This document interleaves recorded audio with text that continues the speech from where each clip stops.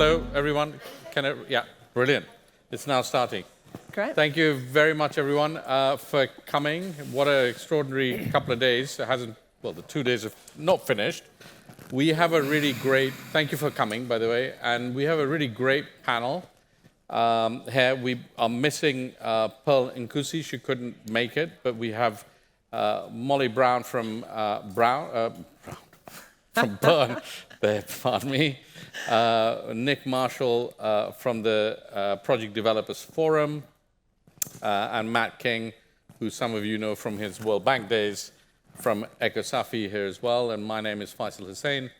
I'm the Senior Director for Innovative Finance for the Clean Cooking Alliance, and I lead its Catalytic Finance Accelerator and the Responsible Carbon Finance Initiative for Clean Cooking.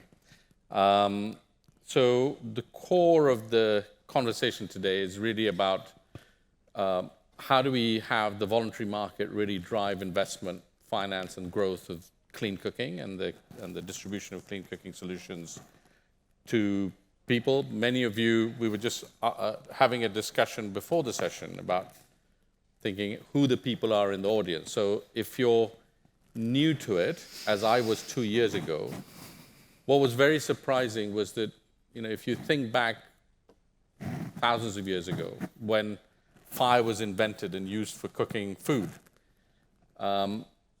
since then, fast forward today, you find that billions of people are still using exactly the same method in an open fire as happened thousands of years ago, even though we made such incredible progress in terms of medicine, technology, and industry. So what is it about clean cooking that's really stopped it from, or I should say cooking and fire, that's stopping it from really transforming into modern solutions?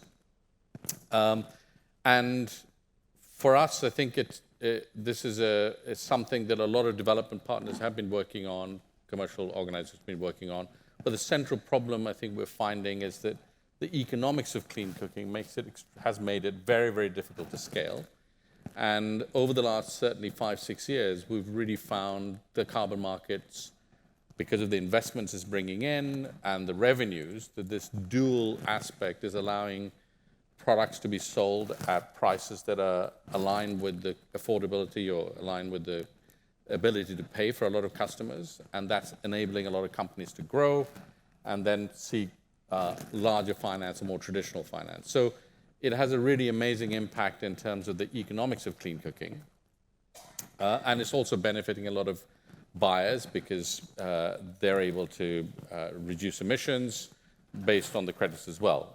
I was very surprised, many of you know this already, that clean cooking emits as much, or traditional use of biomass emits as much CO2 as the global shipping and airline industry, which is quite a remarkable thing before I entered this market. So if carbon markets are going to transform clean cooking, then the question is what's in its way and how do we make that market live up to the promise? And I hope this panel will be able to kind of throw some lights on that issue. Just one plug. Many of you may have attended the meeting in Paris organized by the IEA. That was a really important seminal moment, I think, for many of us who've been working in the clean cooking market. Lots of commitments from investors, from companies in expanding clean cooking, but also the creation of a demand task force to look at how we can grow demand for clean cook credits and a much more focused agenda, even though this is an issue that a lot of other people and other sectors are looking at as well. So that group is still chaired by the IEA. IETA is there. Clean Cooking Alliance is there. Gold Standard, World Bank, and others. So if you want to know more, do come back to either Andrea, who's here in IETA, or myself, and we'll be able to tell you a little bit more about that as well. So with that plug over, I want to turn to, well, each of you, since we have a slightly smaller group, right? I think what we want is, as I was saying to the group, sparkling answers rather than comprehensive ones, right? So maybe I should if I could go around from this side, introduce yourself, where you're from, and the one big opportunity that you see in the voluntary carbon market. Sure. Hi, everyone. I'm Matt King. I am the Chief Climate Officer at IEA. We are a clean cooking fuel company based in Kenya and Uganda. We offer an advanced gasifying cook stove for almost nothing in return for customers' purchase of our sustainable biomass fuel pellets, which we make from sugarcane waste. I actually just started in this job a few months ago. I left a 10-plus year career at the World Bank in the Climate and Carbon Finance Unit, where I managed a number of our carbon funds in a buyer, kind of quasi-project developer role, including with the Carbon Initiative for Development, CDEV Trust Fund, which buys carbon from energy access projects in sub-Saharan Africa. So it really wasn't a big jump for me, because I stayed in the same sector and in the same industry as we seek to build and manage our carbon and climate program at IEA. And what excites you about the voluntary market? We'll talk about challenges afterwards. Yeah. I think, well, I'm going to throw it on its head. I think the challenges create a lot of opportunities, actually. Right. There is perhaps a crisis of credibility in our sector right now. I think I don't assign any kind of ethical or moral or good or bad judgment on that. I think it's just time for our sector to evolve. And that's natural and normal in the carbon markets, as they have been for the past 20, 25 years. And we know more now than we did 3 or 4 years ago. And so can we improve the methodologies, which we're doing? Can we improve the science on FNRB, which I think we're doing? Can we find ways to deploy stove use monitors and be more precise in our stove usage and fuel tracking? Yes, and we're doing that. So I think there's an opportunity to restore that credibility as we pivot and evolve and shift towards higher integrity, well, not even higher integrity, shift towards environmental integrity in our sector now that we know more. So this is a novel approach: create a crisis and create an opportunity on this side at the same time. Molly. Molly. Hi, I'm Molly. I'm head of carbon strategy at Burn, which is probably the largest clean cooking carbon project. We run projects in 10 African countries, soon to be 12, and we also manufacture stoves which other project developers can use. I am most excited, I think, about the possibilities for electric cooking. We've just rolled out electric stove projects in 6 countries, and it's really cool to be able to use carbon finance to provide high-quality induction technology with the pots and pans to very low-income households. And I was lucky enough to recently be in Ghana meeting families where, there's not enough space in the house for you to go be in the house, but, you sit in the yard and you're chatting, and she's got a brand new baby, and she's telling you all about how wonderful it is to be able to boil water, heat food, etc., in a way that's safe when she's got babies and toddlers and everybody running around, because she used to have an open fire, and now she has a really extremely thermally efficient stove that can boil water in 5 minutes. So it's completely changed her life. I think it's really cool. Well, who would have thought 10 years ago, but the cost of technology is going down so fast that we might see this scale very, very much. So Nick, over to you. Hi, I'm Nick. I am a director of the Project Developer Forum, but I don't feel best placed to speak on behalf of our 55 members today. So I'll talk on behalf of my company, which I co-founded, which is Task. And we have distributed over 1 million cook stoves in Africa over the past 4 years. So for me, the voluntary market, what is most exciting, and always has been, I think, is the innovation that it drives. I think it's a fantastic kind of ground for developing new methodologies, developing new technologies, new approaches to deal with the climate challenge. And I think that is at its heart what it does best in some ways. The question, which we'll get onto no doubt shortly, is whether it's best placed to kind of scale them. So I think its role is fantastic in, all of our companies establishing operations, addressing markets that haven't ever been addressed before, right? So, exactly what Molly was saying around, households in Africa, particularly in rural areas, they're just disconnected from mainstream markets in most contexts. And I think the VCM can really address that, and that's what's really exciting. No, thanks, Nick. I mean, it's clearly the case that that the money that's there, I wonder, one of the questions that we might think about afterwards as well is, is there like a limited period of time that you can use VCM money to scale companies and solutions to a point where it can sustain by itself without necessarily kind of the money coming in? And of course, I think what Nick's also saying very cogently is that we always think about carbon markets as a market mechanism to reduce emissions. But actually, it was also a way of getting money to projects that would otherwise not receive financing. And we sometimes forget that, including, I don't know whether there's anyone from the European Union, with changes in policies which does not necessarily allow credits to be bought outside the European Union. But anyway, so there's a issue that we should also talk about. So I want to turn to you, Molly. So, the traditional demand was always driven by, the availability of clean cooking credits. It was an easier entry. The investment costs of clean cooking projects were much lower than others. Those were the sort of major drivers of demand historically, right? What have you seen of the changes in the drivers of demand now, or what you think might be in future? And what do you think might be the challenges of that? Yes, I think we all know that it's been a bit of a slower year, couple of years for demand in the voluntary carbon markets in particular, and obviously lots of excitement about compliance markets coming online.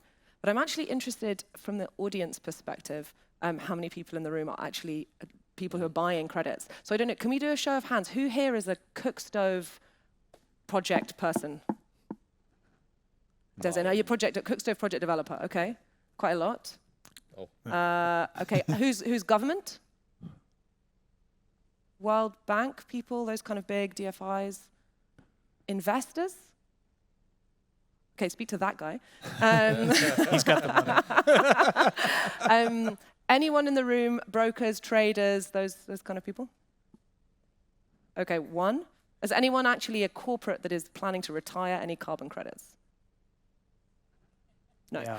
So obviously this is not necessarily a conference that's aimed at people who are corporates who are planning to retire carbon credits. But I do think we have a bit of an issue sometimes in the voluntary carbon market. Who actually are the buyers? Where have they gone? What do they want? And how can we fix that?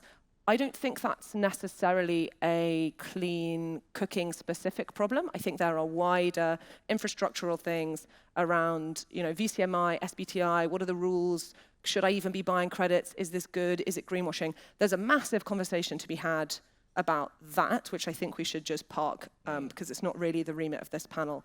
There will have been others. But I think what we see from the clean cooking perspective is within a world that there is some demand still for credits, what we're seeing is more and more a distinction in terms of quality.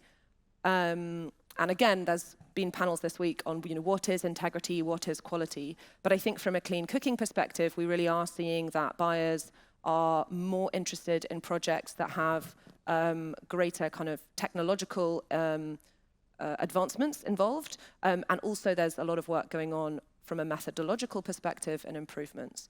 So the kind of what you're supposed to say is demand will come back once the sector improves. The sector is in the process, as Matt said, of improving. The CCA has done a great job leading the new clear methodology, which is almost done. But also Vera has published a new methodology updates. There's kind of work going on in terms of how we can integrate better digital monitoring into the methodologies themselves and the sampling. There's obviously, for those of you who love acronyms, our favorite acronym of the year, FNRB. Lots of work going on there, yay, let's park that. But there's work going on to improve some of these kind of methodological issues. There's also work going on to improve sort of infrastructure. So the CCA is leading the work around the responsible carbon finance, kind of code of conduct. The principles are already out, finished. That was ready in the IEA conference in May. Loads of people have subscribed to them, which is great. So there's a lot of kind of integrity stuff going on. There's also loads of technological work going on in terms of making sure we can provide really high quality, durable kitchen, the kind of stuff you would want to have in your kitchen, right? Fancy stoves, not like mud or terracotta, like proper, really good stoves. And additionally, proper, really good stoves with digital monitoring. There's people in this room who've done a lot of work on that. And it's getting there, it's really gonna come through. Obviously, that's gonna cost more, and there's still an open question, I think, as to whether buyers are really gonna be willing to pay for fewer credits because the FNRB's gone down, and fewer credits maybe, or different credits because there's digital monitoring involved. Are they willing to pay more? Open question, but that seems to be the kind of working hypothesis. At the same time, I do think we need to be a bit careful of, like, I don't know what to say, victim blaming, but there's definitely a sense, I think, from the corporates at the moment of, well, we're not going to do anything, we're just going to keep burning the world, and only when you get better will we start engaging. And I do think that we need to be a bit careful about changing goalposts. We've seen this with the compliance markets. You know, you need an LOA, then you need an insured LOA, then you need an insured LOA from a government with a proper regulatory framework, then you need the BTR, then you need this. Like, there's definitely a sense, I think, from corporates that they have been given license to continue to pollute and do nothing until the market is perfect, and only then will they engage. So I think we need to be a bit careful about that. So I know there aren't any buyers in the room, but if you find any, I think they need to put their money where their mouth is as well, just as clean cooking projects are working very, very hard to improve our integrity with the hope that demand will follow. Brilliant. That's so a lot of challenges. So I want to turn to you, Nick. I mean, obviously, the underlying kind of narrative that's coming along and all the sort of developments that we're doing is that the marginal cost of producing a carbon credit is going up very, very high. And project developers are now being demanded to do things, many more things than they did before. Burn's different because you've got a full carbon team. You may have a full carbon team, but that's not the case for all project or even clean cooking companies. I'm the carbon team. You're the carbon team. Yeah. So that's the carbon team. And I just think about, in some ways, if we're going to really transform the market, you have to have the market that benefits many more clean cooking companies than just a few, right? So from that perspective, in terms of the significant increase in the marginal cost of producing a credit and all the know-how, technical things that you need, what do you think are going to be the key challenges that the sector has to sort out, particularly where maybe development partners, others could really support project developers in that journey so that everybody is able to kind of make it into the new world? Yeah. So I'm not sure I'm going to answer your question exactly as you possibly hoped I would, but because I think a lot of the issues that you just mentioned can be dealt with quite well by even smaller project developers if the incentives are right. And so what I really wanted to answer is exactly what's on the title of the panel, which is what is the role of the VCM in all of this? Because you could almost put some brackets at the end of that and say, okay, what is the role of the VCM, but what are also the limitations of the VCM, right? Because as I said at the beginning, the VCM is fantastic in certain aspects, and it's fantastic in terms of developing new methodologies, developing new approaches, being innovative, establishing companies like ours, establishing frameworks around which companies like ours can operate and navigate. But is the VCM best placed to address the challenge, which is, as we have on the screen here, universal access to clean cooking? And that's where I would say, no, it's not. And it shouldn't be. It's not the purpose of the VCM to deal with issues on a macro level like that. Because the one thing that the VCM is plagued with, has always been plagued with, is volatility. And volatility, when you're a project developer, is extremely difficult to navigate, because when you're from 1 year to the next facing a price swing of, almost 50 to 100%, that's incredibly difficult to manage just from a cash flow perspective as a project developer. If you're building your business off the back of carbon revenue, it's incredibly difficult to navigate that. So these are the limitations of the voluntary carbon market, and this is where my belief is that if you really want to scale, we've done extremely well.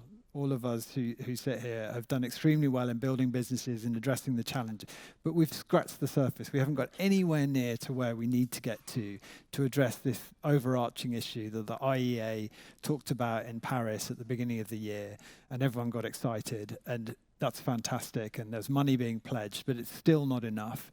And what is the role that carbon markets can play? And for me, the role that carbon markets can play is really in the compliance area. So yes, there's challenges in Article 6 and in developing frameworks under Article 6, and yes, it takes a long time. But we have to take a longer view and be a little bit patient, if I'm honest. But once those pieces of the jigsaw puzzle are in place, that's when you will start to see significant demand, where essentially the end users, the end buyers of carbon credits don't really get a choice as to whether they can buy them from year to year. They have to. In our business at Task, we're in both voluntary and compliance markets. So, and very bluntly put, we have scaled significantly more under a compliance market than we have in the voluntary market. And that's simply down to demand. It's simply in South Africa where you have a carbon tax in place, and companies are legislated to achieve climate targets. Those companies are incentivized to engage with us, and that enables us to scale significantly. And I'm pretty clear on that. That is for me the way forward. And so all of us, no matter whether you're a project developer, no matter what part of the market you're in, anything you can do to influence that process of establishing frameworks under which Article 6 projects can be developed, that's where we need to be expending our efforts over the next few years. No, absolutely. And Nick, thanks for kind of framing it in that way. It's a pity that Pearl is not here, because I think we could have heard from Pearl about the regulatory regime and even setting up compliance markets within developing countries as well in terms of trading. We don't have, maybe is there an exchange or a trading exchange here? I don't know. But and it will take some time. So I want to turn to you, Matt. The big money and the demand and stability is going to be in the compliance market, but obviously it's going to take some time for that to get there. What can we do in terms of some of the challenges that, for example, Nick mentioned about volatility and prices, right? So those are, it may be that there are no innovative instruments that can deal with that. So are there innovations that we can find in the way financing is supplied that can deal with some of the challenges that Nick mentioned, which is around, one, obviously price volatility, but there may also be just, understanding what the financing structure might look like that allows the same sort of confidence for investors in projects as Nick mentioned. Sure.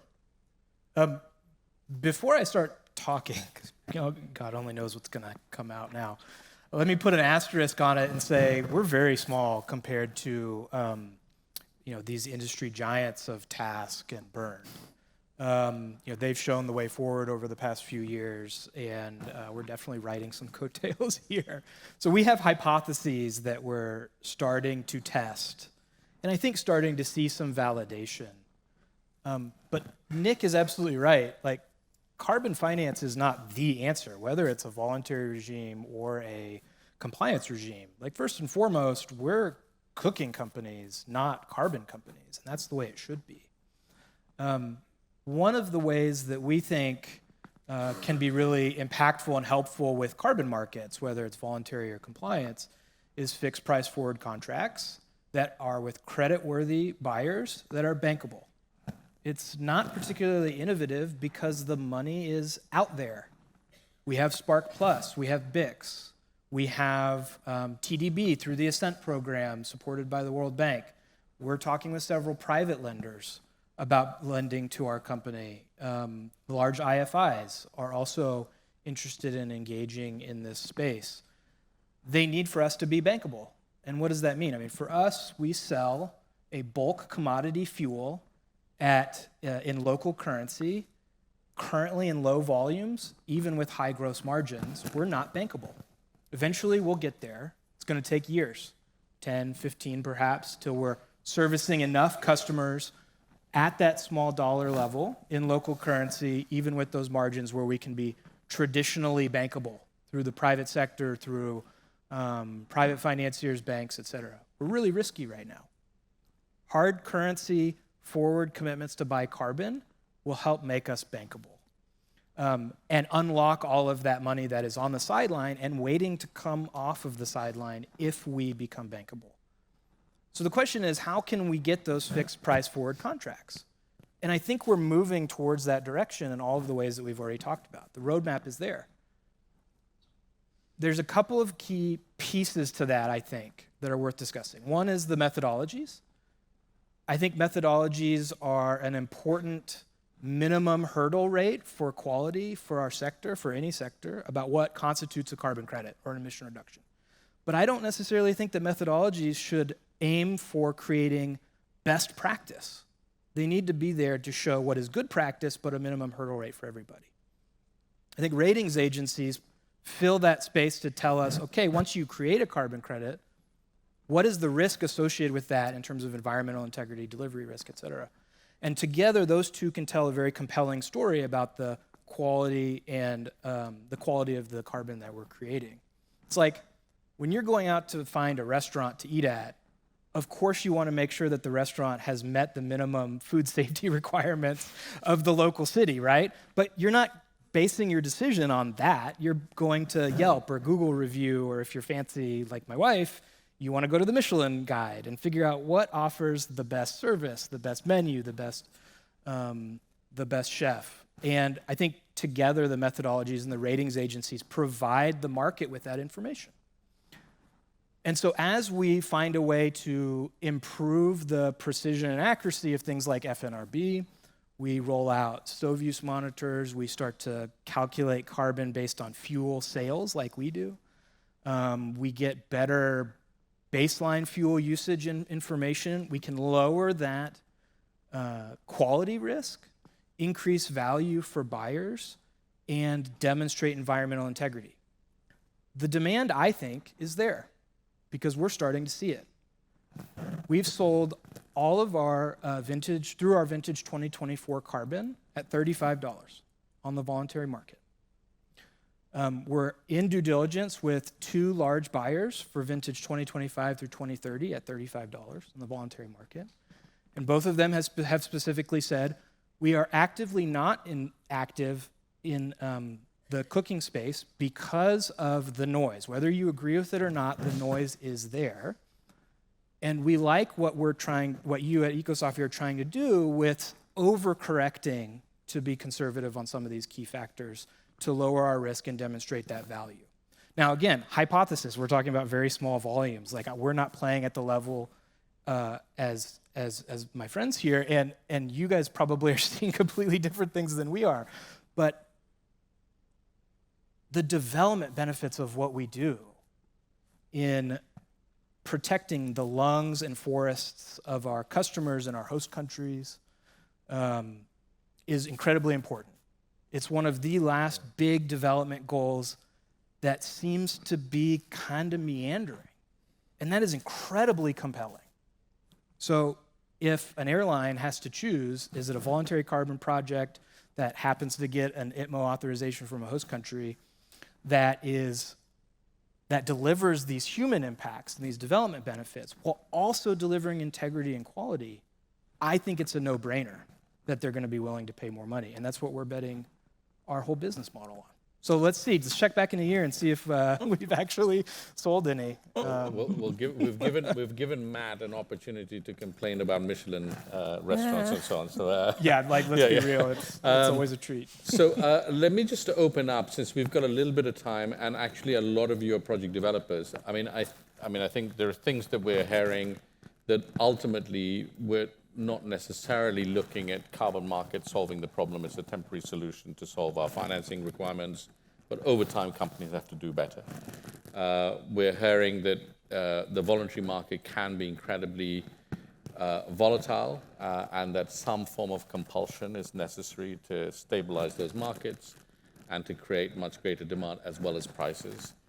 We're hearing that in the interim, while we do all of this work, there are innovative ways that we can try to get forward contracts and so on to deal with some of those issues that Nick mentioned as well.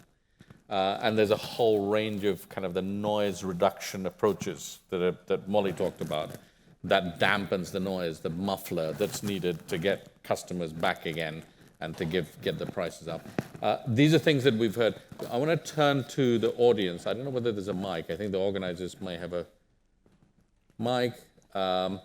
Just to get your perspectives, project developers, I know there are DFIs. We have one, okay, yeah. Yeah. Any other thoughts from the audience or questions to the panel?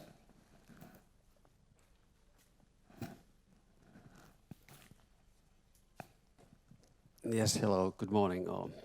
Kari Hämeenkoski from NEFCO, Nordic Environment Finance Corporation, and this is the most exciting session for me for this week, and thank you for the comments from colleagues and friends. I could spend 1 hour discussing, but maybe if you allow 3 minutes, some comments and reflections from NEFCO's side, if that's okay. Please. Okay. So basically, NEFCO has been involved in carbon markets for many, many years, and I've seen tons of carbon projects and cookstoves. And one of the colleagues said a few years ago that Africa is a continent of failed cookstove projects. I guess you guys know that. I mean, they are in theory very simple. I mean, feasible even for poor people. I mean, they save money, but still, it's so hard to implement. You know, the business models. You know, some free distribution. We've seen some horror stories. You know, there's no maintenance, and we love carbon finance, but it's risky to base the business only on carbon. We love it and we support as well from NEFCO side. So it's really crucial to get the business models right and to really try to create a sustainable business, long-term sustainable business. This modern cooking facility for Africa that we are managing with the Swedish, Norwegian, EU funding, we try to aim for that. But at the same time, we only support like a very high tier solutions, like tier 4, tier 5. Stuff is monitoring. We only support cooking solutions. You know, the companies need to come with the fuel as well, not stoves only, and no unsustainable biomass. I mean, we aim only for e-cooking, biogas, sustainable pellets, some LPG. So there are tons of challenges to be solved. And maybe I'll stop here. Faisal, I like your comment about the EU. And I think we would like to see some changes in EU policies concerning how EU could also support this crucial market. Yes. Thank you. Thank you very much indeed. We should have a separate conversation about the EU and something maybe Andrea might be able to facilitate through IETA as well. She's gritting her teeth as she's saying. Olivier.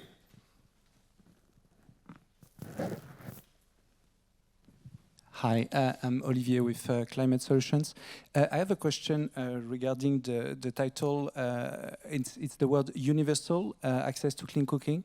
We are working obviously in a lot of different contexts, and when trying to target the bottom of the pyramid, the poorest households, often they also are the one who maybe have the cleanest baseline. At least they might use less fuel than other households that are a little bit better off. There's this concept of suppressed demand in the methodology that can help address this, but at the same time there's concern around the environmental integrity of suppressed demand. I would love to hear your thoughts on that. Do you think there should be a price premium for carbon projects that really are able to target the poorest? Or how do you see things around kind of this universal access?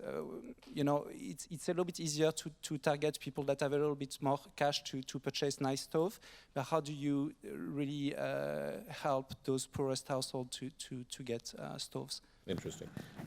We'll hold that. We'll take a few questions and then we'll come back. Please, yes. If you could introduce yourself and then the question. Can you just, yeah.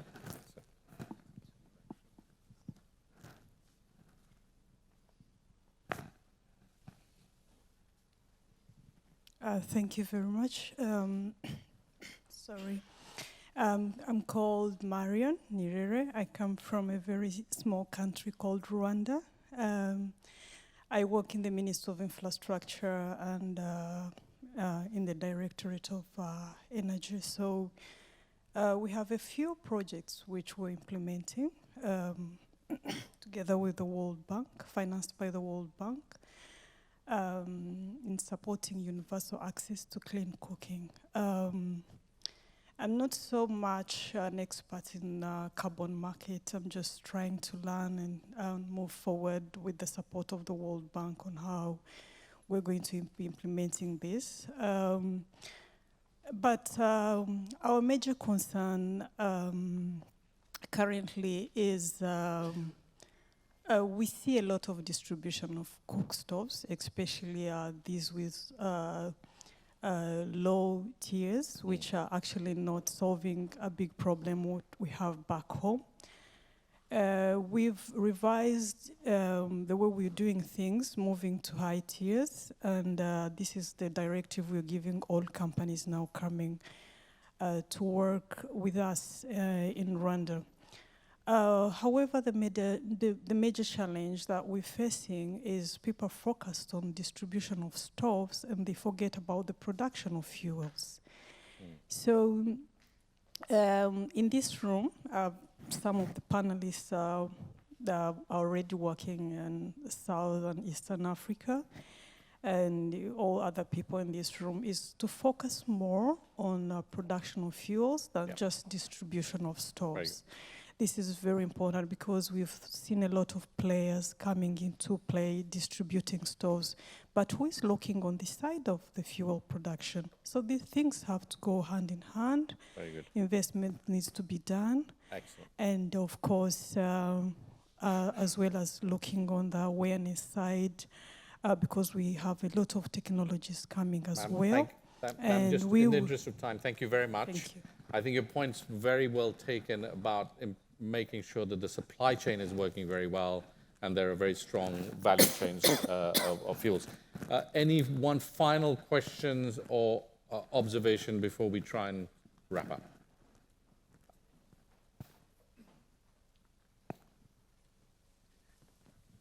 Hi, Bernardo Lasso from Namene. Just following from Olivier's comment and remark, do you see going forward the VCM playing a role for dealing with rural households that are dealing with firewood, given that the trend is more towards clean cooking, digital monitoring, but that in practice is not really, implementable, at least not at the current carbon prices? What's your view on this? Brilliant. Thank you very much. So I think as a wrap up, I'll try and go to each of the panel members. So before I do that, I think it's very interesting. We in CCA we did I'm a bit of a data nut, so I wanted to specifically look at whether there's any correlation between the addition of impact, sort of non-carbon related impact, and carbon. And we found that actually there's no correlation in prices between ones that have significant amount of kind of non-carbon impact and carbon, right? So maybe there is a role to see whether there are ways of creating guides for buyers that can give them some guidance on prices and how they think about prices. But let me come to maybe start with Molly. I think both the question on sort of impact, and I think there's a very interesting question that as we move upwards in terms of the technology scale, the cleanliness, new technologies, better solutions, what might be the impact, if any, for poorer households have an affordability issue for the larger, more sort of cleaner solutions. Molly. Yeah, so I can give the perspective of a big company that's trying to do everything, right? And I think in answer to both of your questions, our perspective is that we need to have a flexible approach where you meet families where they are. Maybe there is some very specific context like rural Ghana where there's good electricity rates, where you could move someone from cooking on wood straight to cooking on electric, maybe. We're going to try.